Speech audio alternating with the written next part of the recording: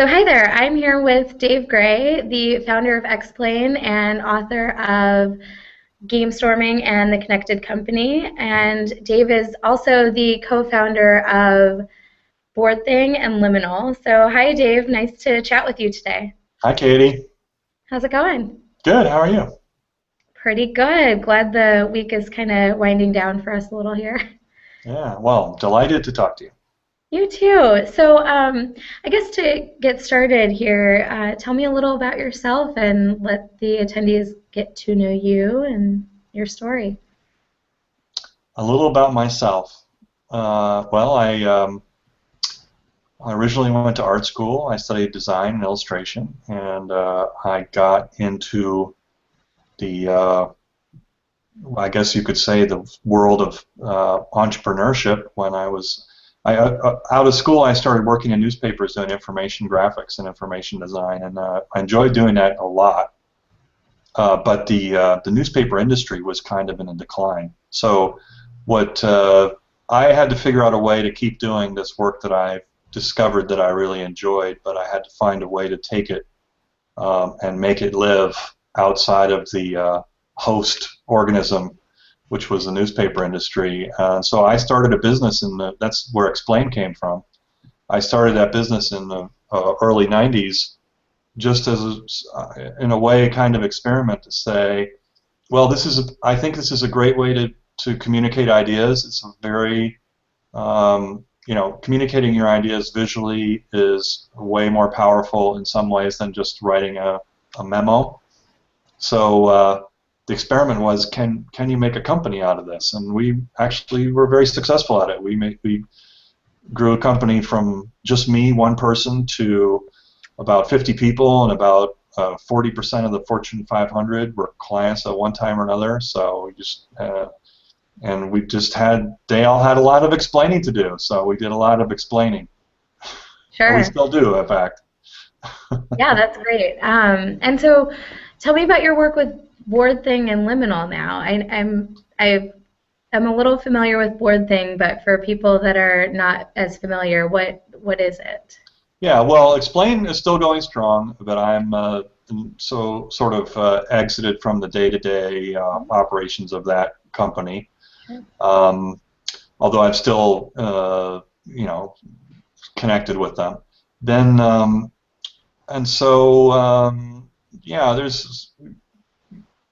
I guess Board Thing is a thing that I had been wanting to do for a long, long time. I wrote a book called Game Storming, which was a set of. It kind of came out of the work in Explain in the sense that as we were doing all this explanatory work with customers, we would have to pull information out of groups of people that were very diverse and try and collect that information and put it into a picture. And so we developed a whole bunch of really kind of recipes and exercises that we could do in meetings, both virtual meetings, but mostly in face-to-face meetings, using sticky notes and drawing exercises and so forth that would help us get this information out of people into a picture. And that got published in a book, which was called Game Storming. And I started going out giving people workshops on how to do this, how to run a meeting this way. And every single time, without exception, that I would teach people this set of techniques, which was all using sticky notes and whiteboards and index cards and things like that, and designed really for people to do in a physical meeting room. Every single time, the first question was, "This is great. This is really great, Dave, but my team never gets together in a room. I mean, maybe once a year we get together in a room. For the most part, we are having our meetings on the phone or online. Is there a way that we can do this stuff remotely?" And there are some tools out there, and there are plenty of people trying to crack the code. I don't think anyone has cracked the code yet, but Board Thing is mine and a couple other people, co-founders, attempt to try and crack that code. How can you do the kinds of sticky note, collaborative exercises that you can do so easily in a room, assuming that the room has walls that you can put sticky notes on, and how do you make that possible to do it online? So that's what Board Think's about. It was really trying to crack that code.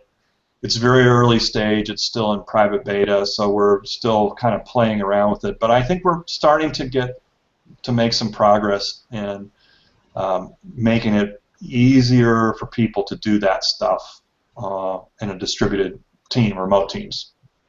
Mm-hmm. Absolutely. I actually just last week was running a Bicoastal brainstorm with our Boston office and the Portland office, and it really just didn't occur to me because I was so used to having just the separate brainstorms. But then when you have kind of those people that need to cross over, you're like, well, so what do you do now? Yeah, and that's in some ways even more difficult is to have where there's 3 people in a room and 1 person who's remote, and that's really tricky. Mm-hmm. But actually, we're finding that board thing is working pretty well for that too, because you can, what you do is instead of having the sticky notes on the wall in the physical space, you can actually project it, and everyone can be seeing the same thing and putting stuff on it. So even when you have 5 people in a meeting room and 3 people who are remote, everyone can still participate in a much richer way than if you just, well, I mean, the ways you do it now, you have a webcam and you point it at the wall, but people can't really read anything, and so it's definitely a real problem. A lot of people have the problem. It's a hard problem to solve, and that's what we're working on. Mm-hmm. That's great. Yeah, I'm really excited to check that one out, actually. So, I mean, I think it's clear kind of what obstacles that's trying to overcome with kind of video conferencing and typical tools that people might use. And I think another factor in that is really the cultural shift that needs to happen because, like I said, I mean, even here, I was kind of the mentality that we have our separate brainstorms and then we come together later or something, but a lot of your writing has really focused on organizational changes that drive innovation forward. What do you find are a few of the other challenges for people looking to innovate within their organizations today? Well, I mean, most organizations are not really designed for innovation. I mean, especially the larger ones, they're designed to make people efficient and to make people to kind of force people down kind of traditional ways of doing things and eliminate waste, right? And to the traditional organizational mindset, innovation looks like waste because the early stages of innovation don't usually generate anything productive. You have to do experiments. You have to try things that fail. And so really, especially in the larger organizations, everything about the way they are designed by intention and by design leaves almost no room for innovation. So this is where I guess why I wrote the book, The Connected Company, is really about a different way of thinking about how a company is organized. And I think that the organizations that are showing the most success in the last 20 years or so, maybe 20, 30 years, are the ones who are adopting a different organizational approach, different organizational paradigm that's much more like a network than it is like a hierarchy, and it's designed to make it easier, much easier for good things to bubble up that can't be anticipated and can't be designed but from above. So I would say that's the biggest obstacle usually, is that it's built into the bones of the way the company's organized and structured. And so when you're starting a company from scratch, it's much easier. Oh, let's organize it like a network. Mm-hmm. If you've already got a company that's been around for 100 years and it's been progressively designed over 100 years to eliminate all possibility of innovation, and you're now trying to say, okay, we want to what do you do? Do you deconstruct the current organization? Do you start to build a new one that might actually be in competition with your existing organization?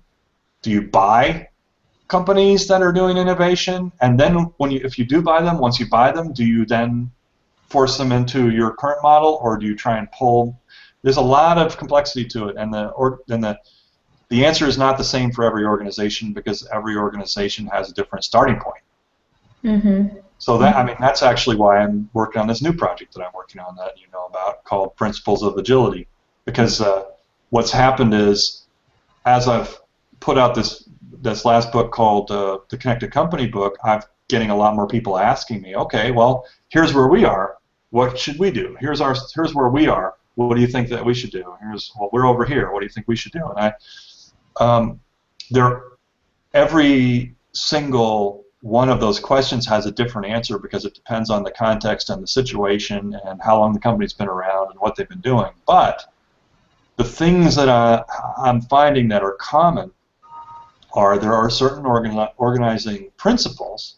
There are certain principles of working that are common across all these what I would call connected companies or agile organizations that do follow some principles that are almost seem contrarian to what you typically hear. So all the kind of the maxims or truisms of management in the sort of industrial age 20th century style have parallel but almost opposite maxims in the connected company world. Mm-hmm. I mean, for example, there's a management truism that I've heard and I've applied myself many times, which is you should not give people responsibility for things unless they have control over those things. That makes a lot of sense. You know, don't give someone responsibility for the copier if the room where the copier is locked and they don't have a key, right? Sure. So it makes perfect sense, right? But the problem is that in a connected organization, people have to take responsibility not just for their own job, but for the whole system that they're a part of.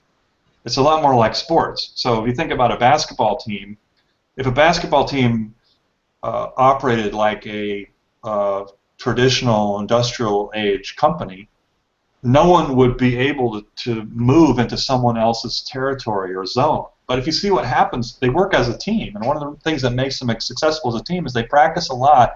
There's a lot of overlap between the roles. It's not like, well, I'm the guard, I'm not allowed to be under the basket. You know, oh, I'm the center, I'm not allowed to be here or there. It doesn't work that way, and what happens is that people are taking responsibility for things that are outside of their control all the time. And in a connected company, that's actually the case, and that's a principle.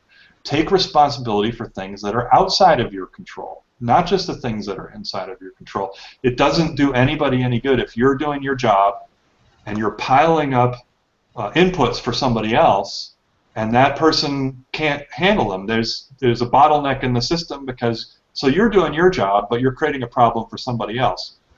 Well, in an industrial organization, that's the way it's done. Everyone has their job, they do their job, and it's somebody else's job to be the master planner.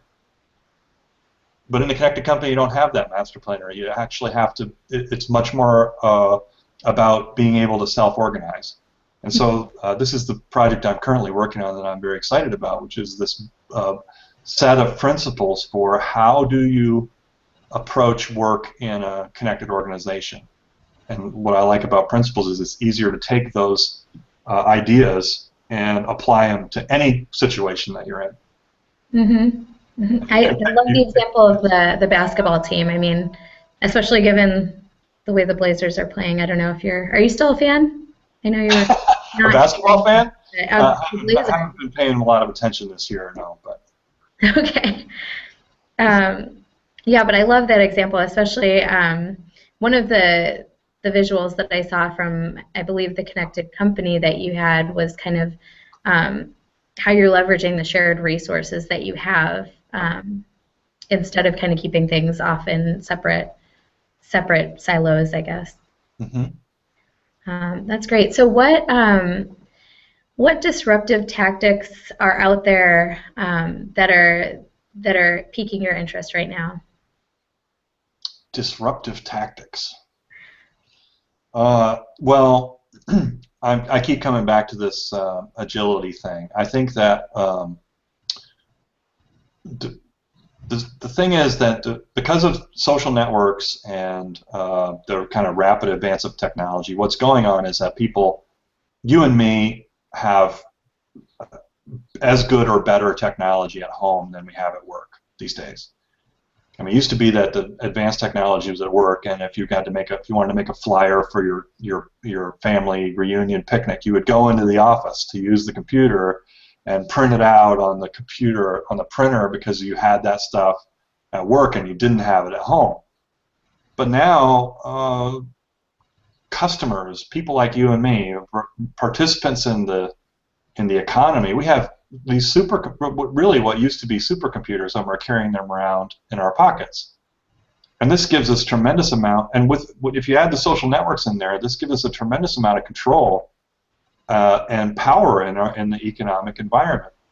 For example, I can pull out my phone, and I can be in a completely foreign country, and I can pull out my phone, and I can look at the 3 restaurants that are nearby and tell which one is better, without having to go inside. I'll be able to look at reviews and so forth. That kind of technology would have been science fiction just a few years ago. And so what that is doing for companies is that adding a huge amount of complexity into the business environment, to where, for example, let's say you were one of those restaurants, and 10 years ago you had really crappy food, but no one would know it because you were in a high traffic area, and the important thing about the business was that it looked good from the outside. Once people came in, it's a touristy area, they're not coming back anyway, we don't care how good their experience is, we just want to take their money. Well, that's not going to work, right? That's not going to work now, because people can do a little research and figure out that stuff, and if they do have a bad experience, they're going to tell not just 5 friends, but 5,000 friends, right? So what this means is that companies have to be actually up their game. They have to be very customer-oriented. They have to be able to handle exceptions, and there are more and more and more of these exceptions, right? Well, I don't know which of my customers has 20,000 Twitter followers and which doesn't. You can't tell by looking at them. Right. Although some people now are starting to do research. I don't know if you read about that. There was like a hotel or a restaurant concierge that was kind of stalking people with reservations on Twitter to see how influential they might be. But this is what I mean by complexity and uncertainty, because let's say you do identify that person, but at the same time you creep them out because you identified them. Well, that's not necessarily something you would have predicted, but suddenly they get creeped out. They start tweeting creepy concierge. Right? You just defeated your own purpose, right? But this is the situation. Things are very complex, uncertain. Let's say you do that. How do you respond to that? Well, in the old way, exceptions were handled by moving them up the chain of command. You reach a point where you don't know what to do, you ask your boss. And if your boss doesn't have the answer, your boss will ask her boss. And if her boss doesn't have the answer, then he will ask his boss, and vice versa, right? So you've got this chain of events that has to happen to handle every exception. Except for now what's happening, and it used to be that exceptions were rare. But now, with all this complexity, exceptions are happening all the time. And what happens? Those things go up, and the bosses get overwhelmed, and they keep pushing stuff up, and everything slows down. And so that's how you get it where somebody tweets that they can't find their baggage, and it takes the airline 48 hours to come back with a tweet, right? It shouldn't. This is a symptom of a disconnected organization where people don't have the power and authority to make those decisions, because within that industrial age structure, you don't want people at the bottom of the pyramid making decisions. But what happens is, the world has changed. So what was successful in 1980 or 1950 is not necessarily going to work in 2014, and that's the big struggle. The companies that are disruptive are the ones who are organizing in a way that's very much more network oriented, where people can respond very quickly. And you see, like a company like Zappos, for example, which comes up a lot in these conversations, you see them having a completely different perspective about what it means to have a relationship with a customer, and how much authority and autonomy should people have when they're interacting with customers. They have a lot. They have a lot. And one of the things that's disruptive about that is actually trust. Companies that trust their employees to actually have real conversations with customers and bring themselves to work, and let's say even use their real names or whatever. I think that's actually one of the more disruptive things right now is actually the way that companies are using trust, or actually thinking about trust and relationships, and the way that they're organizing is changing the game. Mm-hmm. Absolutely. So taking a step back now to, or I guess looking forward to Delight, Yeah. what can attendees expect to hear from you? I mean, we've talked a lot about the principles that go into a connected company. Well, as I said, I've been working on a book. I will not be out by the time of the Delight conference. It's scheduled to come out in the spring of next year, about a year from now. But I will have gotten far enough that my plan is that I will have some principles of agility to share. And it will be one of the first times that I'm actually talking about this in public, and I'm really looking forward to it. That's awesome. I'm really excited to hear more. That's exciting. What are you excited about in coming back to Portland? Well, Explain's headquarters is in Portland, so I'm going to be certainly visiting with Explain people while I'm there. And I understand that it's also sort of synchronous with Design Week. Yes. So I'll try and avail myself of some of those, whatever's happening in Design Week. So I'm looking forward to that. I might actually tack on a couple days to do some sightseeing or something. And my wife will be coming with me, and so we're looking forward to having a great time. Probably have some of those good old microbrews. Oh yeah, absolutely. When was the last time you were out in Portland? I don't remember. I don't know, a couple years maybe. Yeah, so it'll be good to get back, hopefully. Yes, it will. Well, we're excited to have you out, and it was really great chatting with you and getting kind of a sneak peek into what you're talking about and thinking about these days. So until next time, Dave, thank you so much. Okay, you're welcome. It was a pleasure to talk to you. Thanks for having me. Thanks. Bye-bye.